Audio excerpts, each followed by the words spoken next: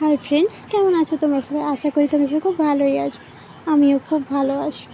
তো দেখো, রাস্তাটার অবস্থা শুধু তোমরা দেখো। আমি এই রাস্তাটা হচ্ছে গোবর্ধনপুর থেকে পিন্ডরই যাওয়ার পথে, ঠিক আছে?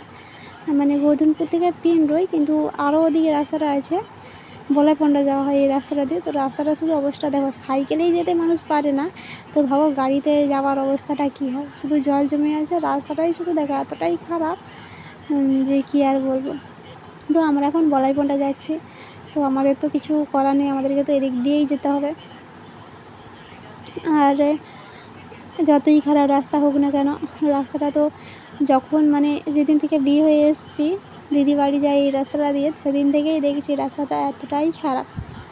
তো হাই, ওই যে দেখো দূরে যে শশা বাড়িগুলো মানে গাছগুলো দেখছো, ওগুলো সব শশা বাড়ি। আমাদের এখানে শশা চাষ হয়, তো ওগুলো তুলে নিয়ে সব বস্তায় বস্তায় ওজন করে নিয়ে তারপর বিক্রি হয়। তো সাইকেলে বসে যাচ্ছি, দেখো ডাক্তার দেখাতে যাচ্ছি বলাইপন্ডাতে, দাঁতের ডাক্তার।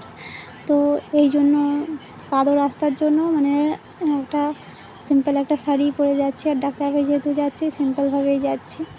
কিন্তু ডাক্তার বাড়ি থেকে দিদি বাড়ি যাব দুপুরবেলা, খেয়ে দিয়ে বিকেলবেলা বাড়ি চলে আসার কথা ছিল, কিন্তু মানে ভাগ্যক্রমে রয়ে গেছি। মেসোমশাই কিছুতেই আসতে দেয়নি, এই জন্য ওখানেই রয়ে গেছি। তো দেখো মানে রাস্তায় আগেও একবার দাঁড়িয়েছিলাম এক জায়গায়, সেখানে অল্প মানে হালকা বৃষ্টি হয়েছিল পরে।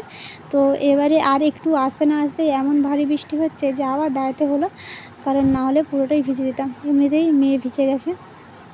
তো এই দেখো আমরা এখন ডাক্তারখানায় এসে গেছি। তো ডাক্তারখানায় এখন বসে আছি। তো তারপরে আমি যখন ডাক্তার দেখাচ্ছিলাম তখন ভিডিও করতে পারিনি, কারণ কেউ ক্যামেরা ধরতে পারছিল না। তোমাদের দাদাভাই বাইরের দিকে গিয়েছিল। তো এই যে দিদি বাড়ি এসে গেছে, ছোটো শিল্পা এই তো দাঁড়িয়ে আছে।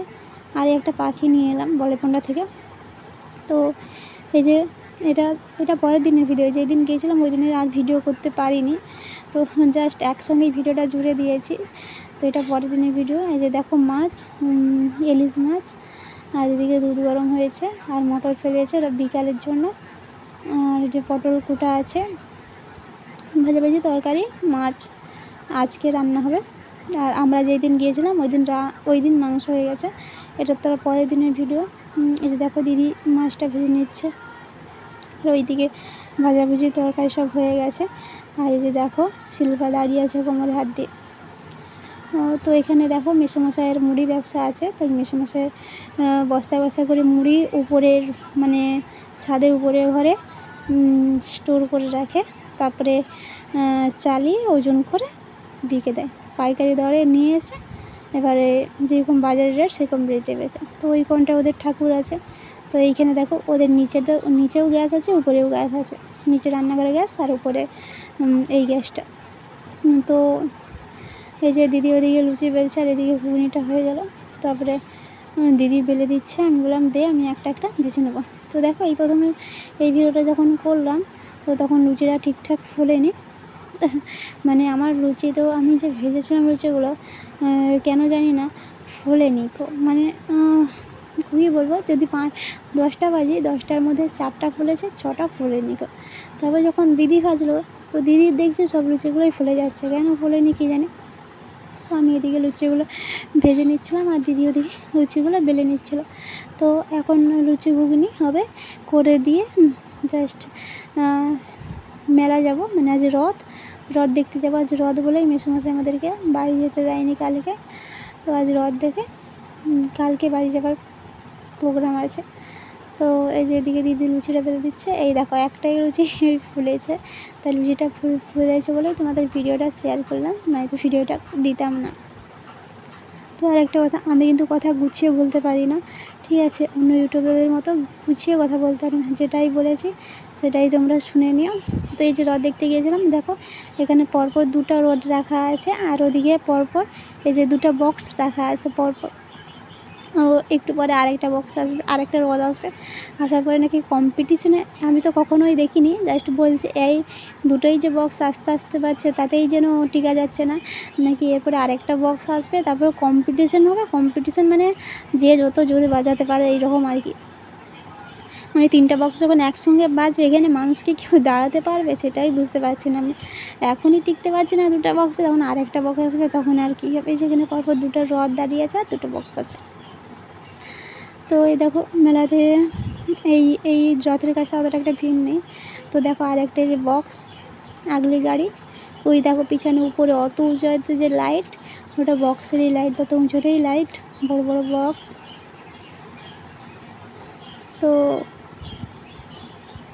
ওই যে পিছনেও আছে, না না পিছনে ওই দেখো পিছনে বক্সটা, এটা হচ্ছে লাইটটা ছিল আগলি জেনারেটার লাইটটা মনে হয় এটা, আর পিছনে বক্সটা।